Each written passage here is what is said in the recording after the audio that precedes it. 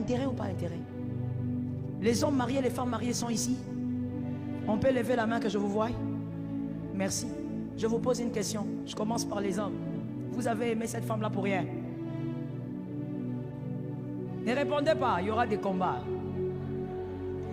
Madame, vous avez aimé cet homme-là pour rien? La preuve, c'est que ce n'est pas Jean-Luc que tu as aimé, c'est lui. Pourquoi ce n'est pas Lucien que tu as aimé? Je parle de ton ex. Ah, tu n'avais pas compris. Pourquoi ce n'est pas Henri que tu avais choisi? C'est seulement celui qui est à côté là. Mais parce qu'il y avait un intérêt. Tu as regardé, tu as pesé les pour et les contre. L'amour, c'est toujours avec intérêt.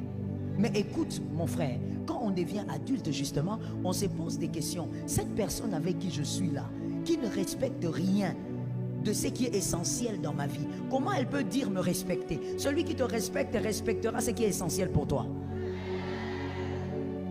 Deuxième porte à ne jamais ouvrir. L'amour d'une sexualité illégale.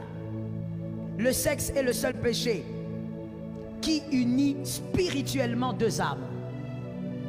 Car il y a aussi partage de sang.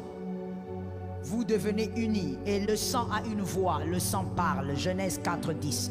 Le sang s'exprime toujours. Lorsque vous vous unissez avec une femme, un homme, dans une sexualité illégale, premièrement, merci pour ceux qui écrivent, vous devez savoir que vous vous unissez à cette personne, il y a partage de sang, ces combats deviennent tes combats. Parce que j'ai dit le sang a une voix, le sang parle. Et le sang dit quoi? Le sang dans la vie de cet homme-là, de cette femme, est en train de parler des combats de leur famille. Ce sang parle des limites de leur famille. Son sang parle des condamnations de leur famille. Et ton sang aussi a une voix et parle aussi des réalités de ta famille. Je ne parle pas que de ta famille, mais même des réalités de ta lignée. Lorsque tu couches avec cet homme qui n'est pas ton mari, qui n'est pas ta femme, mademoiselle, monsieur le célibataire, tu crois qu'on ne t'a pas vu, mais si seulement tu savais que ce qui vient de se faire est pire que n'importe quoi. Vous avez uni vos sangs, son combat devient ton combat. Tu vas commencer à combattre des pouvoirs qu'il n'y a pas dans votre famille. Toi-même, tu as introduit. Tu vas commencer à te battre, monsieur, avec des esprits. Tu ne comprends pas d'où ils viennent. Dans ta famille, il n'y en a pas. Toi-même, tu es allé chercher ça chez quelqu'un. Tu en avais un peu besoin. Pire encore dans l'adultère. Oh my God.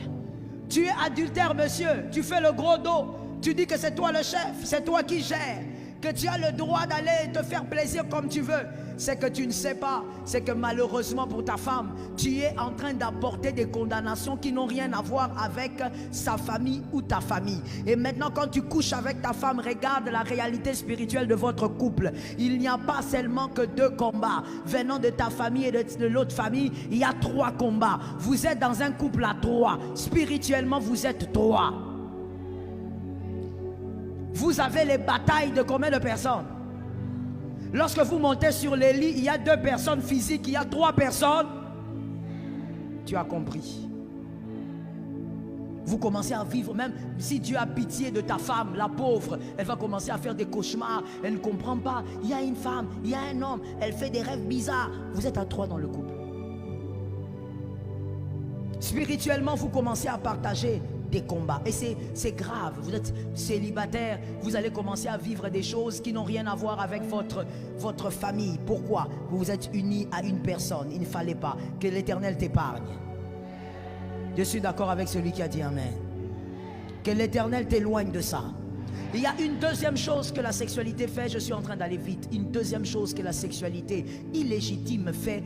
La sexualité illégitime crée la cécité face à tout ce qui est convenable, face à tout ce qui est normal. C'est là que vous verrez un homme marié, quand il commence à avoir des maîtresses, vous constatez que même ses propres enfants, ils ne s'occupent pas.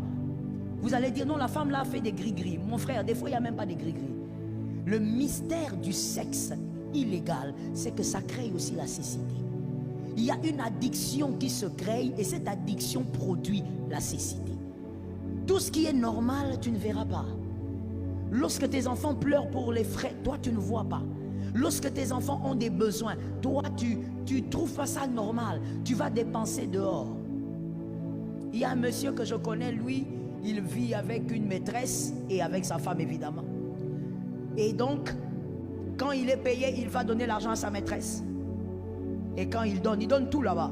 Et quand il donne chez sa maîtresse, comme il vient auprès de la maîtresse seulement le soir, le matin il passe et la journée il passe chez la femme légitime.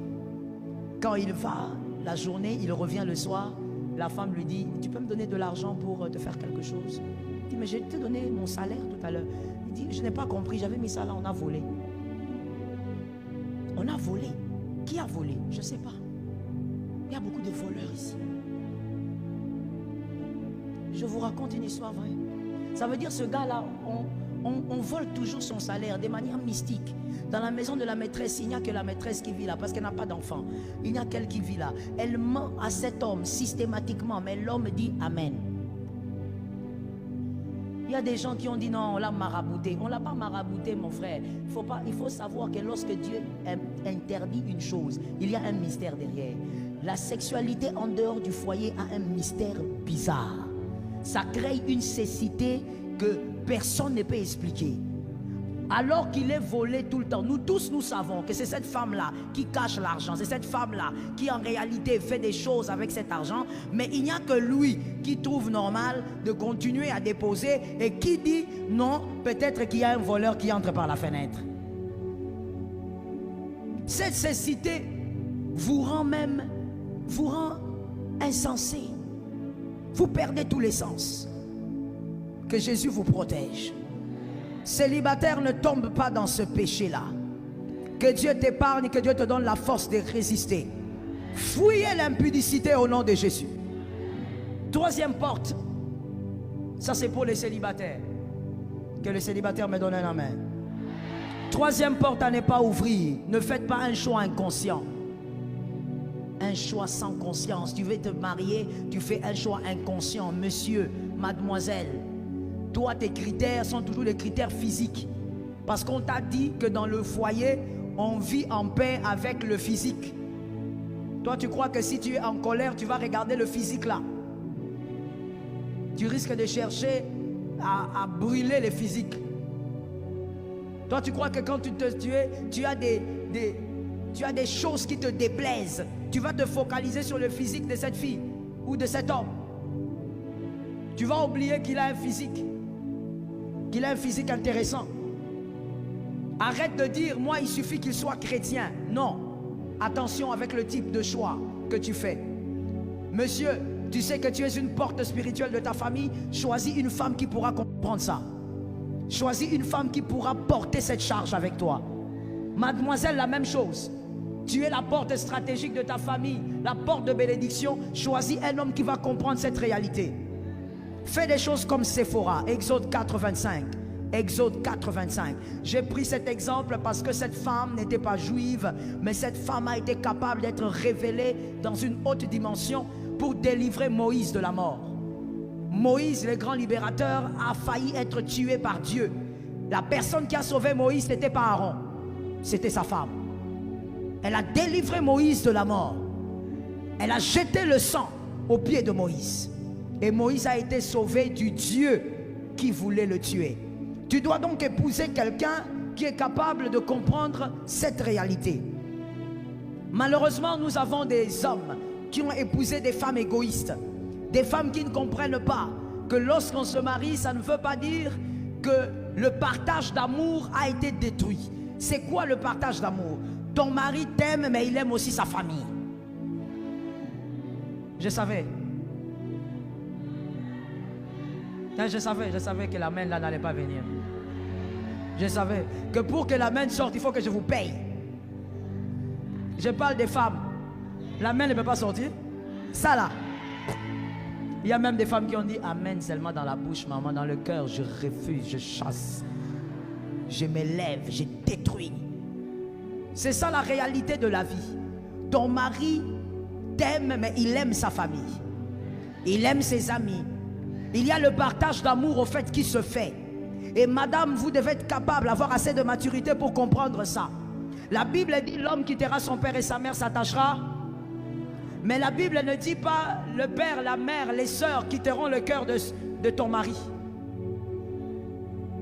La Bible ne dit pas qu'en t'épousant, ces personnes vont quitter son cœur. Tu as peut-être épousé un homme qui est stratégiquement important pour sa famille dans la dimension spirituelle. Quoique marié, sa prière influence toujours sa famille. Quoique marié, sa prière impacte toujours ses frères. Il faut que tu aies la sagesse de comprendre que c'est sa responsabilité spirituelle. Et tu dois l'aider à accomplir sa responsabilité, à réaliser sa responsabilité. Madame, la même chose. Tu es peut-être responsable spirituel de ta famille. Alors attention à qui tu vas choisir. Ne choisis pas quelqu'un qui va te détruire. Ne choisis pas un égoïste qui va te faire croire que votre vie se résume à vous deux.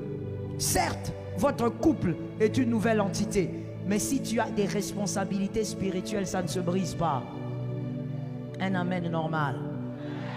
C'est comme ça qu'Esther, je t'ai trouvé un modèle biblique. Esther croyait aussi comme toi. Elle se disait, je suis mariée, j'ai ma petite vie, j'ai mon petit mari, et puis le reste, ça ne me concerne pas. Mardoché lui a dit, écoute, il y a des problèmes ici. Il dit, ah, moi je ne peux rien faire. Moi si on ne m'appelle pas, je ne peux pas partir, je veux mourir. Elle a parlé d'elle, elle a dit, je veux mourir, je. Tout dépend. Si tu es Ésaü, tu peux dire je. Si tu es Jacob, tu vas dire nous. Qui a capté? Je reprends pour la dernière fois avant d'évoluer. Si tu es Ésaü, tu vas dire j'ai ma femme, j'ai mes enfants, j'ai mon mari, j'ai ma voiture, j'ai ma maison. Mais si tu es Jacob, tu es le précurseur d'une grande descendance. Tu vas dire nous. Tu vas dire je ne peux pas faire parce que j'ai une famille. Parce que les frères comptent sur moi spirituellement. Mardoché lui a dit, maman, si tu ne comprends pas que tu n'es pas là que pour toi, quelle belle phrase. Que tu n'es pas là que pour te marier et faire tes enfants là. Même quand tu es là, mais tu as aussi un peuple. Tu dois te battre pour le peuple. Esther a jeûné 3 jours avec les autres. C'était pour qui? C'était pour le peuple, c'était pas pour elle. Elle n'allait pas être atteinte. C'était pour son peuple. Et donc, même en étant mariée, si le Seigneur t'a déjà révélé que tu es la porte de bénédiction pour ta famille, choisis bien l'homme qui va t'accompagner. Ne choisis pas un homme qui va te dire, je ne veux pas voir ta mère ici. Je ne veux pas voir tes frères ici. Je ne veux pas te voir prier pour tes frères. Je ne veux pas te voir prier ici.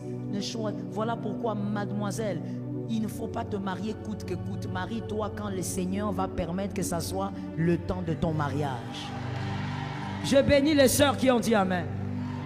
Il ne faut pas dire mariage coûte que coûte. Tu veux te marier, on se pose la question. Vous savez, une fois j'ai reçu un couple dans mon bureau. J'ai reçu la fille, parce que la fille c'est ma fille. Elle me dit, maman, je vais te présenter quelqu'un. Je dis, d'accord, venez tel jour. Ils sont venus au bureau. Je regarde la fille, je regarde les garçons. Je regarde encore la fille. Je regarde les garçons. Donc même quand j'étais là comme si j'étais en train de regarder le ping-pong. Une manière de coder ma fille pour dire, ma fille c'est quoi? C'est qui ma fille? C'est qui? Qui t'a envoûté? C'est qui t'a ensorcelé? Hein? Donc tu regardes la fille, tu regardes les garçons. Oh, Seigneur. Ça ressemble à quoi? Je ne sais pas quoi dire. J'ai regardé, j'ai entendu le garçon parler. Donc le garçon, lui, mon frère, il n'a aucun rêve. Il n'a pas d'objectif. Donc il n'a rien à part son être. Un garçon qui n'a pas d'ambition.